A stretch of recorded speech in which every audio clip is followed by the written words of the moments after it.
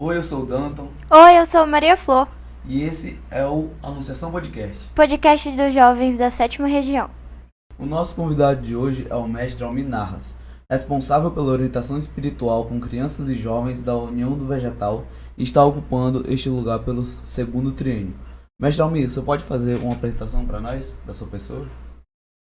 Bom, eu sou casado, tenho 3 filhos e 3 netos e sou sócio da União do Vegetal há 40 anos. E estou ocupando esse lugar, como você disse, né, de responsável pela orientação espiritual de crianças e jovens pelo segundo mandato. E eu estou muito feliz de estar fazendo esse trabalho com a nossa juventude, com nossa infância. E eu estou à disposição de vocês. Me diga aí o que vocês precisam e eu posso falar. Se eu souber, né? Como o senhor aconselharia um jovem a fazer uma escolha profissional para ele determinar qual a sua vocação para seguir na vida do mercado em si? Bom,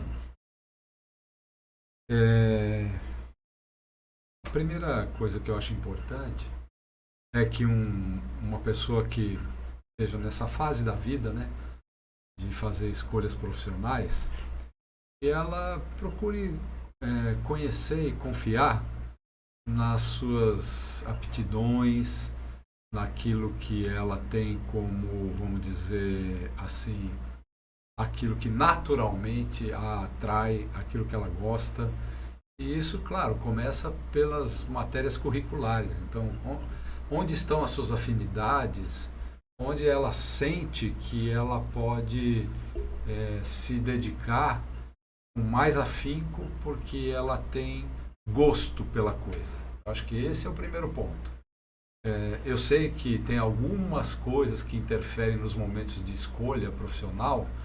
Uma das que eu acho mais delicadas é que o jovem fique olhando para o mercado de trabalho, que faça escolhas pensando no que é que vai dar mais dinheiro, no que é que tem mais campo para crescer, porque isso é tão volátil, muda tanto e às vezes muda tão rapidamente no mundo do trabalho hoje, que às vezes a pessoa faz uma escolha, por exemplo, por uma faculdade e em 3, 4 anos já mudou tudo, né?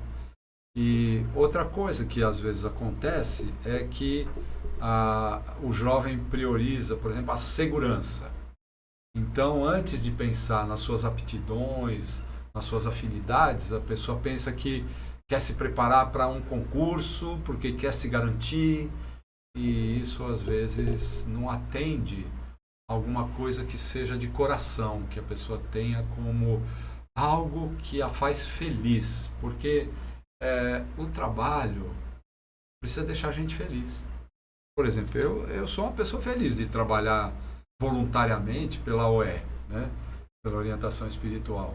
Eu também gosto muito do que eu faço profissionalmente, é uma área que eu estou sempre estudando, eu não me canso, eu me realizo, eu me sinto bem e como consequência disso eu acabo fazendo um bom trabalho e isso acaba me dando um retorno. A outra coisa que a gente tem que prestar bem atenção são as expectativas dos pais. Muitos pais projetam nos filhos coisas que eles sonhariam para eles e que às vezes atrapalham as escolhas dos filhos. Então estou aproveitando aqui para mandar um recadinho para os pais, né? No sentido de permitir que seus filhos descubram as suas afinidades. Agora, veja, existem algumas coisas que são consideradas meio lugar comum. Por exemplo, tem que fazer uma faculdade, tem que fazer uma pós-graduação. E existem algumas profissões hoje em dia que elas não requerem um curso superior e que podem fazer uma pessoa muito feliz e bem-sucedida financeiramente.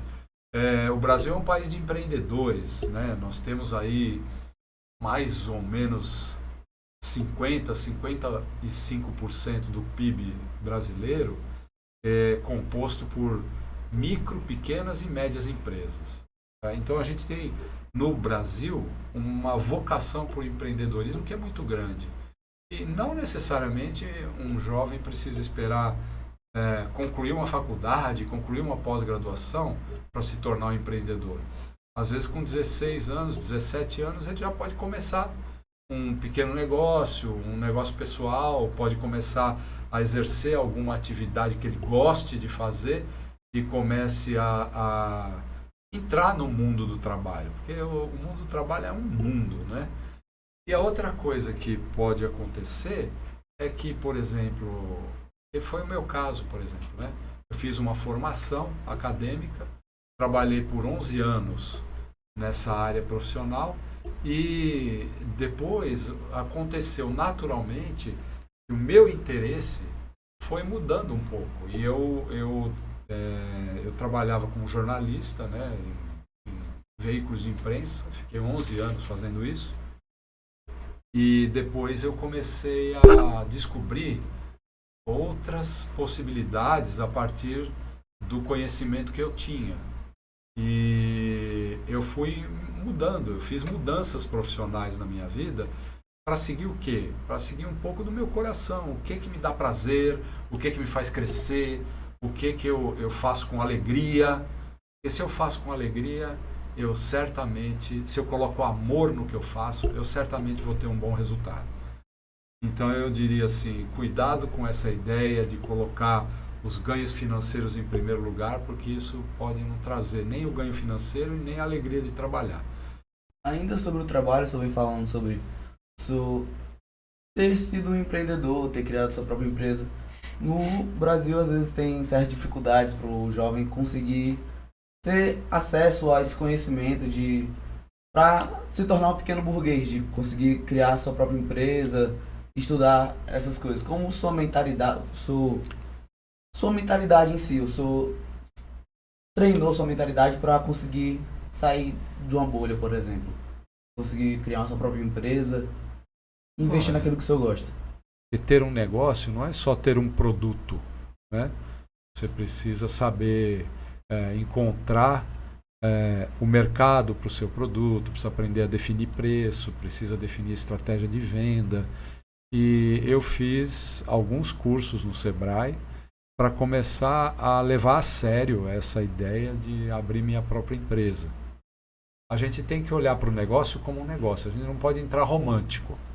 Nossa, eu sou genial para fazer desenho, então eu vou viver de fazer desenho. Não, peraí. Eu vou fazer que tipo de desenho, para que tipo de aplicação, tem mercado para isso no Brasil, eu tenho que me adaptar, tem que pesquisar, tem que estudar, tem que se preparar. Empreendedor não é o aventureiro, mas se a pessoa tem uma alma empreendedora, se ela de fato é isso que ela quer fazer, ela precisa levar isso a sério. Então ela precisa estudar coisas que ela naturalmente talvez não saiba. Por exemplo, eu não me formei em administração de empresas, então tem uma série de recursos de administração que eu fui aprender no Sebrae. Fui fazer cursos, fui ralar, né? Ralar. Então tem que ralar. Você quer ser bem-sucedido? Sai da poltrona e começa, né? E isso é uma coisa que eu incentivei nos meus filhos. Quando eles estavam na adolescência, eles estudavam, né? Eu não fiz exatamente o que meu pai fez, porque eu não tinha um comércio, mas eu disse para eles, olha, eu não sei quanto tempo eu vou viver, eu acho que vocês deviam aprender algum ofício, pensem em alguma coisa que vocês gostem e vão estudar, para se precisar, vocês poderem ter como ganhar a vida. Então um deles foi fazer curso de Reiki, isso estou falando com 15 anos, mais ou menos a idade que eu comecei com meu pai. O outro foi fazer curso de Sushi Man. Enfim, eles foram aprender um ofício. Por quê? Porque se precisasse trabalhar, porque a gente não sabe, né? Deus é que sabe quanto tempo a gente vai viver. Então eu incentivei os meus filhos a estudar alguma coisa simples, né? E eu não tive preconceito. Falei, vocês estudem o que vocês quiserem, coisas que vocês curtam fazer. Para vocês não precisarem depender de alguém, nem ficar pedindo favores e nem cair num desvio, para vocês terem uma vida íntegra, conseguir ganhar o seu dinheiro, não tem nada demais. trabalhar ainda menor de idade. Não dói nada, não mata ninguém. Eu, pelo menos, agradeço muito meu pai por ter me incentivado a trabalhar logo cedo, porque eu nunca tive medo de trabalho. E até hoje, eu até estou aposentado aí, ganho minha aposentadoria, mas eu não penso em parar de trabalhar de jeito nenhum. É uma alegria trabalhar. Entendeu? Então, eu penso que é uma coisa muito boa para um jovem que pensa, por exemplo, em ter sua autonomia, em ter seu espaço, ter sua vida, que ele não se acomode e que ele tenha foco. Ao invés de ficar em casa reclamando, aqui não tem isso, aqui não tem aquilo, vocês não deixam eu fazer tudo o que eu quero, vai conquistar sua autonomia, mexa-se. E trabalhar é uma coisa boa, porque, entre outras coisas, dá dinheiro. Além do que, a gente faz amigos, a gente ajuda as pessoas, beneficia as pessoas. Quando a gente faz com amor, qualquer coisa que a gente faça, a gente está fazendo bem para as pessoas. E olha que legal, ainda ganha dinheiro. Então, eu, assim, pelo menos eu incentivo que jovens trabalhem. Paga pelo menos uma conta de luz, paga uma conta de mercado, ajude seus pais. Se você já tem condições de fazer isso, porque pai e mãe rala pra caramba para criar filho. Então, para que a gente ficar esperando? Tem que terminar a faculdade, aí tem que fazer um MBA, aí tem que ficar estudando 5 anos até passar no concurso de auditor fiscal federal. Vai trabalhar, meu filho. Vai ganhar sua grana. Vai constituir a sua autonomia. Entende? É a melhor coisa pra gente. Eu, pelo menos, trabalhei nesse sentido com meus filhos. Porque hoje tem um fenômeno social gravíssimo. Vocês devem saber disso, né? Tem uma faixa assim, muito expressiva, infelizmente, do que se chama de jovens nem-nem. Sabe o que é o nem-nem? Nem estuda, nem trabalha. Preguiçoso, acomodado, sem foco, sem objetivo. E isso não traz saúde mental, não traz equilíbrio emocional e também não traz futuro. Fica lá só no bem bom, na casa do papai e da mamãe, e ainda exige confortos, enfim, e moleza. E eu penso, né, que esse não é o caminho da felicidade, não. O caminho da felicidade é o que meu pai e minha mãe podem me dar? Poxa, muito grato, pai. Muito legal, mãe. Valeu. Agora eu quero mais, eu vou atrás. Se eu tenho 2 braços, 2 pernas, uma inteligência e tenho tempo, bora. Eu talvez não vá 5 vezes por semana na academia, mas tudo bem, eu vou ganhar minha grana. Pode ser um salário mínimo, pode ser 2, pode ser meio salário mínimo, mas já é alguma coisa. Eu penso, né, que aquilo que a vida não me dá de graça, eu tenho que ir atrás.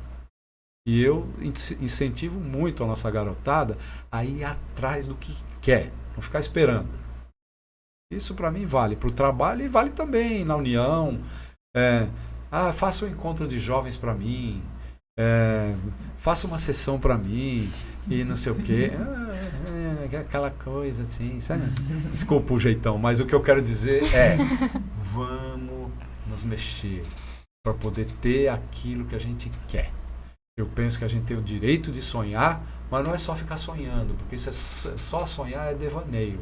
A gente tem que sonhar e ir atrás do nosso sonho. E dá trabalho, viu? Dá trabalho. Então não é para preguiçoso, não é para quem gosta de moleza. Tá? O senhor vem falando sobre o papel do jovem.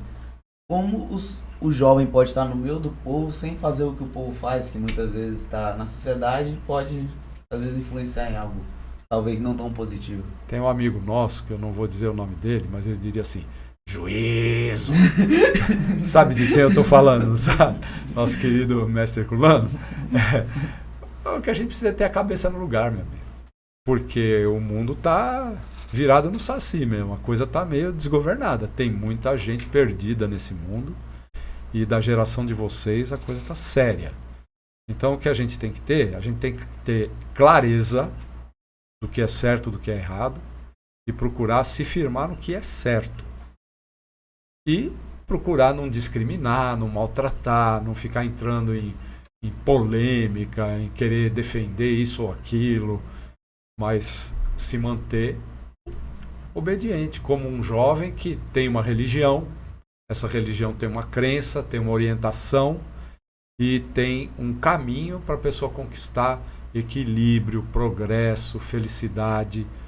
E para quem quer realmente o verdadeiro equilíbrio, o verdadeiro progresso, a verdadeira felicidade, tem que ter Deus nessa conversa. Então, se tem Deus, não tem descaminho, não tem coisa errada, não tem violência, não tem vício, não tem desvirtuamento da sexualidade, não tem antecipação de experiência sexual. A pessoa se conduz de uma maneira equilibrada. Ou seja, voltando ao mestre Herculano, juiz.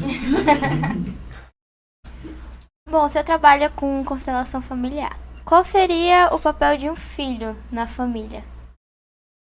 Em primeiro lugar, agradecer. Né? Porque, puxa, a gente nasceu. Olha que coisa legal. A gente nasceu. E por que a gente nasceu? Porque um dia a mamãe encontrou o papai e eles decidiram, de alguma forma, consciente ou inconscientemente, eles decidiram me dar uma oportunidade de estar aqui. Ninguém é perfeito, papai e mamãe também não são.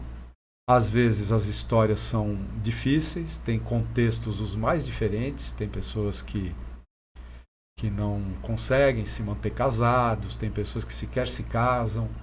De qualquer forma, eles me deram a vida. E não existe um bem mais precioso. Então, se você é essa pessoa hábil, inteligente, bonita, você deve isso, em primeiro lugar, a eles. E é claro que existe muito mais. Você gosta do seu nome? Com certeza. Ou foi ela ou foi ele que escolheu, certo? Foi minha irmã, mas eles tiveram Mas a eles escolha. concordaram. Eles Com concordaram. certeza. Então eles te deram uma irmã, olha que coisa boa. Com certeza. Nossa, sou grata demais. Certo? Você tem direito a ir na escola? Tenho, graças a Sua Deus. casa tem goteira? Não. Você tem o que vestir? Tenho e tenho comida. Só essas coisas aparentemente tão simples, né? Já são razões para a gente ser grato aos nossos pais. E esse é o primeiro papel de um filho. Ter um reconhecimento pelo que recebe, pelo que recebeu e o que recebe. A mãe da gente, para a gente nascer, ela doa cálcio, ela corre até risco de vida, ela perde uma quantidade muito grande de sangue durante o parto. Com certeza. Entendeu? Sim. Então tem muita coisa que a gente recebe com a vida, não é só a vida. Você tem avós, Sim. avô, avó, paterno, materno, Sim. você gosta deles? Amo. Então, a gente tem muitos motivos para reconhecer que pode não ser a família perfeita, mas existe amor em torno de mim. Algum amor existe. Eu poderia querer mais. Mas do que eu tenho visto, pai e mãe, eles dão tudo que eles podem. E se eles pudessem dar mais, eles dariam. Agora, a criança é um bichinho assim insaciável. Se a mãe for capaz de dar 24 horas para um filho, ele vai querer 25. A gente quer, porque é tão bom, né? Tão bom um colinho, um carinho, uma coisa. Estou falando de criancinha, né? É tão gostoso que se o dia pudesse ter mais de 24 horas e a mãe pudesse dar para a gente mais do que 24 horas, a gente ia querer. E o pai também. Agora, como eu disse, as circunstâncias da vida às vezes fazem com que a gente tenha que enfrentar algumas dificuldades, e às vezes desde pequenininho, né? Mas isso é parte do nosso aprendizado como ser humano. O que eu não posso é deixar de reconhecer o que eu tenho, o que eu já ganhei, o que eles já me deram. E isso me coloca numa perspectiva positiva na vida. O que eles não puderam me dar, eu vou buscar, eu vou atrás, eu vou fazer. Entendeu? Assim, então o lugar de um filho, no primeiro momento, é agradecer. No outro, é não se meter nas coisas que pertencem a eles. Eles sabem ou eles arcam com as consequências das decisões deles. Mas tem muito filho que se mete. Tem muito filho, principalmente quando começa a chegar na adolescência, parece que eles sabem mais que os pais o que é bom para eles. E isso não é legal, isso já é confusão, gera confusão. Então, algumas coisas nesse sentido, né, fazem parte dessa metodologia com que eu trabalho, que a pessoa conheça o seu lugar e ocupe bem o seu lugar na família. Se isso acontecer, um filho tem muita coisa boa, inclusive para contribuir, para cuidar bem dos seus pais. Não estou falando dos pais velhinhos, é hoje.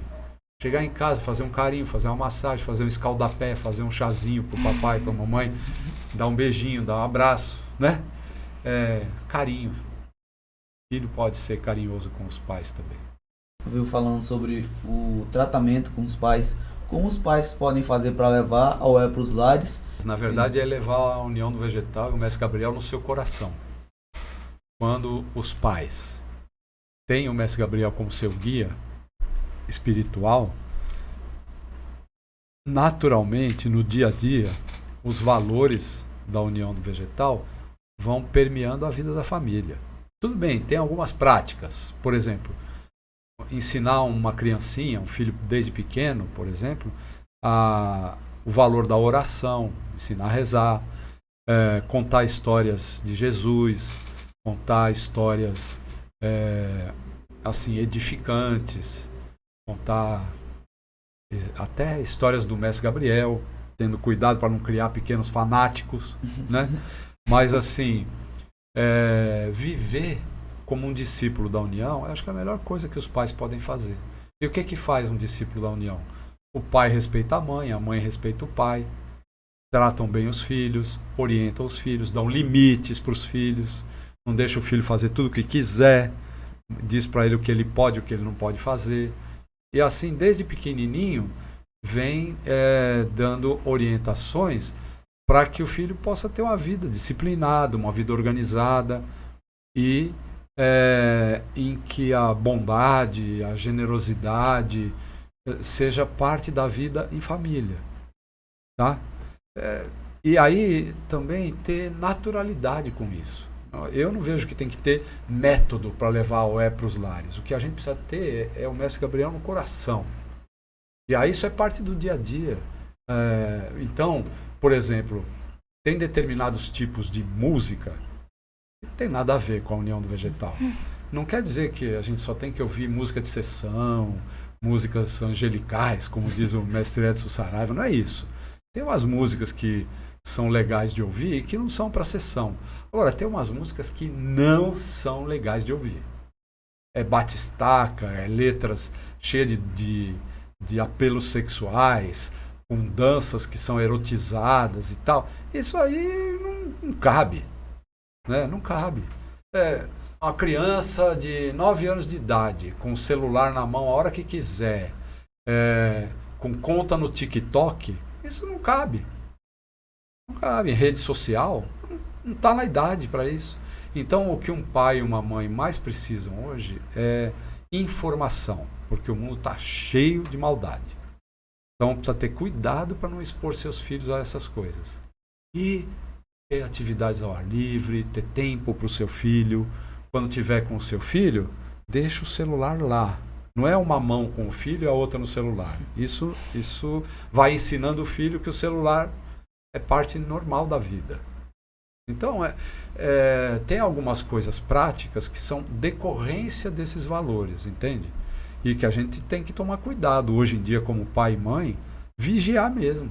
Vigiar. Que tipo de música os filhos ouvem. Estou falando de pequenininho, não na idade de vocês. A idade de vocês já é para ter discernimento. Vocês têm que prestar atenção no que vocês ouvem, no que vocês assistem, qual é o tempo, como é que vocês estão dedicando o seu tempo para o YouTube, para a Netflix, para não sei o quê, porque tem muita porcaria hoje na produção cultural. E um caianinho não convive com essas coisas. Então a gente tem que saber fazer escolhas.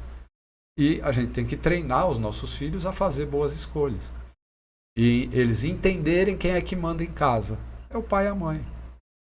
Não é só a mãe e não é só o pai. É o pai e a mãe. Você chegou do Seringal hoje. Seringal Novo Encanto. Agora há pouco. Você pode falar sobre a sua experiência e fazer um convite para os jovens conhecerem? Olha, foi muito legal estar lá mais uma vez, né? Não foi a primeira vez que eu fui lá, mas a primeira vez que eu fui com um grupo de jovens do núcleo Rainha da Luz de Goiânia. Primeiro assim, uma juventude típica da União. Pessoalzinho animado, alegre, bem-humorado, disposto, feliz de estar lá. A gente teve vivências muito legais na floresta. A gente fez trilha, a gente fez colheita de mariri, de chacrona, fez um preparo, que a casa de preparo no Seringal está muito bem equipada, está muito legal. O trabalho que está sendo feito pela Novo Encanto no Seringal é uma coisa que assim dá uma alegria de ver o progresso lá. E ver, né, pessoas muito jovens, 12 anos, 13, 15 anos, querendo ter esse contato com o berço onde foi criada a União do Vegetal. Quem se anima a conhecer a floresta, visitar a floresta de vez em quando, está tendo uma noção muito mais realista do que é a União do Vegetal.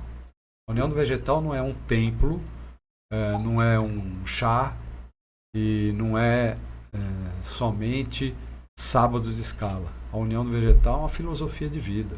A União do Vegetal é um estilo de vida.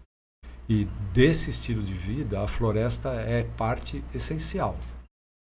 Então foi muito legal estar lá, muito bom mesmo.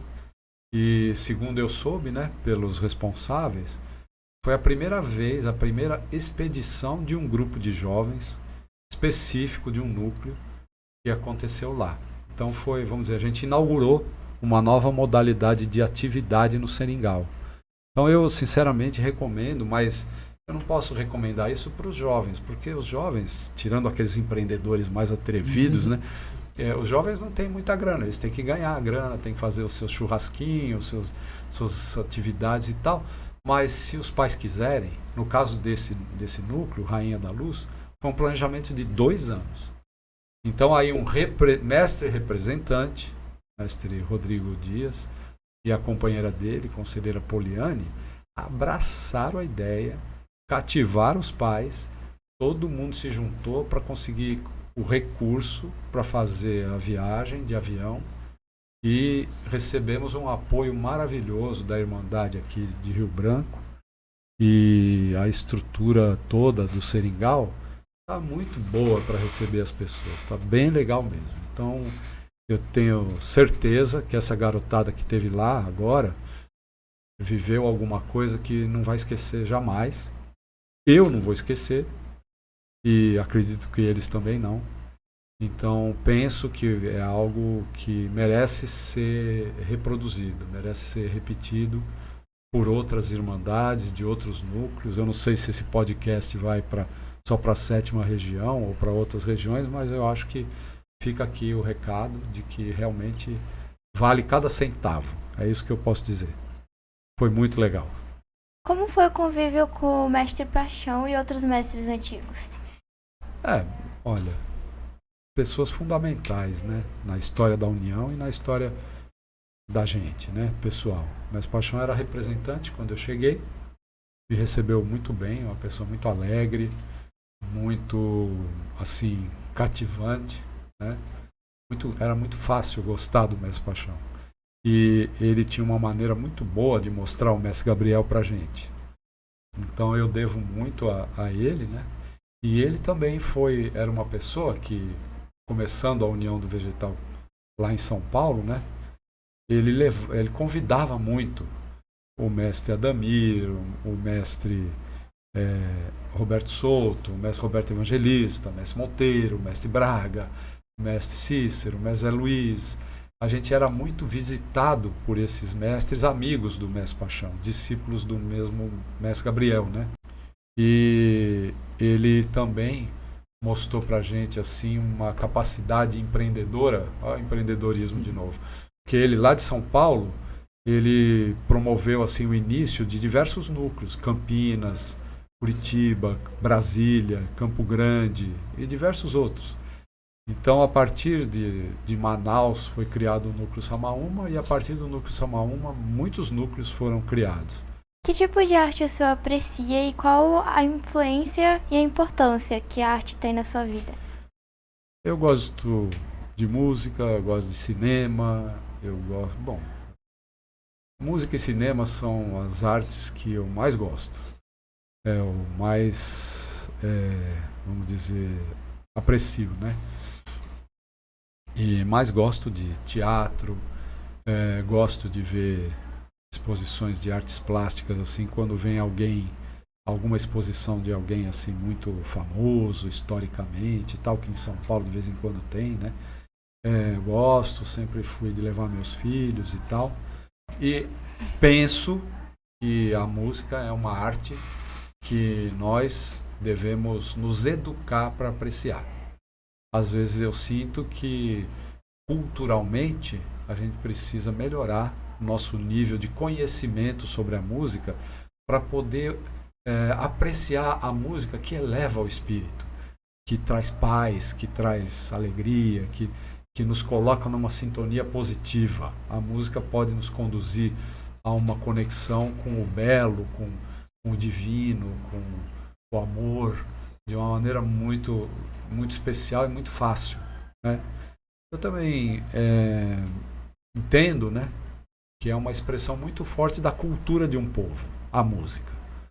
E a gente vive num país que tem uma riqueza musical impressionante, mas que infelizmente nos dias atuais isso está meio... Não é valorizado. Muito, muito empobrecido, né? Assim, tem muita música pobre, fazendo muito sucesso. E além do que, se você gostar de músicas em inglês, tal, você aprende inglês, francês, sei lá, espanhol, você aprende idiomas através da música, que é uma outra coisa que o jovem hoje precisa muito. O jovem que só fala português, às vezes está perdendo oportunidades muito boas. Então a música é um jeito. Eu estudei muito inglês ouvindo música. Tá? Soubemos que um dos seus livros de cabeceira favoritos é A História do Medo no Ocidente. O senhor pode falar mais a respeito desse livro? Não, isso é uma brincadeira. Na verdade é o seguinte, quando eu não estou conseguindo dormir, um dos recursos que eu tenho é um livro chato. E esse livro é muito chato. Então ele nem é feito para eu ler, é feito para eu dormir. Eu não passo do começo, é só isso. Mas tem muita coisa chata que...